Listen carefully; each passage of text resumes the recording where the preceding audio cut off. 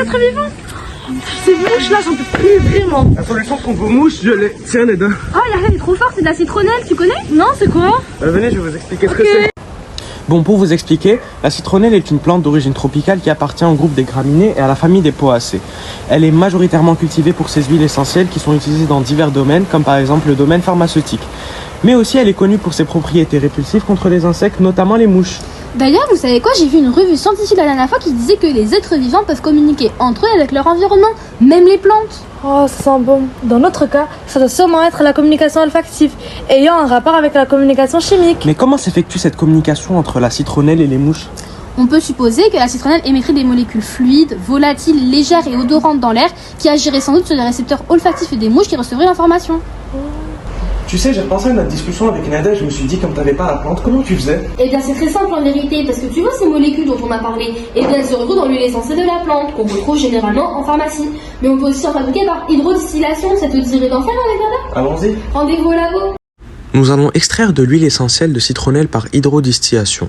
Son odeur citronnée et piquante désoriente les mouches qui préfèrent s'en éloigner. Cette expérience consiste à faire bouillir 3 tiges de citronnelle dans un ballon avec de l'eau distillée, de manière à créer un courant de vapeur d'eau dans le ballon. Sous l'action de l'humidité et de la chaleur, l'huile essentielle va se libérer. Le ballon est raccordé à un réfrigérant à eau auquel sont rattachés 2 tubes. L'un fait passer de l'eau froide et l'autre la fait ressortir. Ainsi, la vapeur d'eau et d'huile essentielle passe dans le réfrigérant à eau et se condense. Ce liquide est alors recueilli dans une fiole. Procédons à une décantation afin de récupérer l'huile essentielle seulement. Pour cela, on se munit d'une ampoule à décanter que l'on place sur un support. On y verse 50 ml de distia et on ajoute 1 ml d'eau salée. On rebouche l'ampoule puis on agite le mélange. On n'oublie pas de dégazer. Les deux faces séparées, on ouvre le robinet et on laisse décanter. On pense bien à récupérer l'huile qui est la partie supérieure que l'on place dans un flacon. Après s'être intéressé à la citronnelle, on se demande comment elle pourrait agir sur le système nerveux et sensoriel des mouches. L'essentiel, qui recouvre par milliers les antennes des mouches, permet la détection des molécules de l'air environnant et de répondre spécifiquement à chaque famille de molécules chimiques. Mais quel est le point commun entre ces tubes sensilaires? Le même système connectant le milieu extérieur aux dendrites des neurones qui captent les stimuli. Ces organes permettent aux mouches de distinguer ressources alimentaires et substances toxiques sur ou à proximité d'un substrat, ici la citronnelle.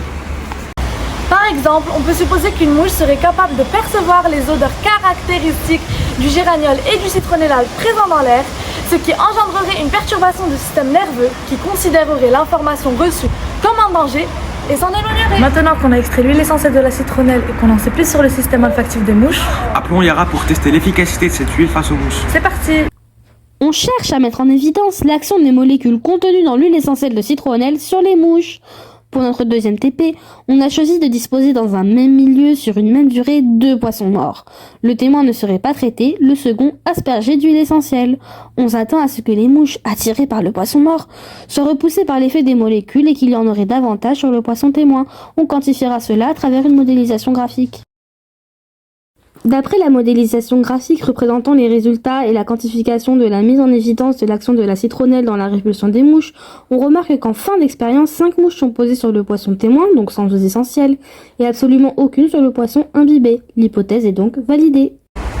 En conclusion, il existe une communication chimique et olfactive entre la citronnelle et les mouches. Ainsi, si vous plantez de la citronnelle, elle va dégager des arômes, le citronnellal, le géraniol et un alcool léger, le citronnellal. Ceci résulte de la sécrétion de composés organiques volatiles synthétisés dans l'appareil végétatif de la plante. Donc, il s'agit plus précisément d'une communication olfactive pure, puisque ces stimuli vont agir directement sur les sensibles des mouches en perturbant leur système nerveux.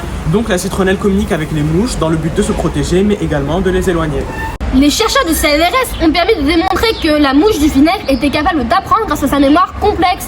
Ainsi, plus elle était exposée à une odeur toxique, plus elle savait la reconnaître à distance. Il serait alors possible de lui apprendre à réagir de manière très spécifique à certains stimuli. Avant de vous quitter, nous voudrions préciser qu'il existe d'autres huiles essentielles capables de repousser les mouches, comme celles de romarin, de lavande et de basilic. Venez, je vais vous expliquer. J'ai oublié la citronnelle, t'as oublié la citronnelle.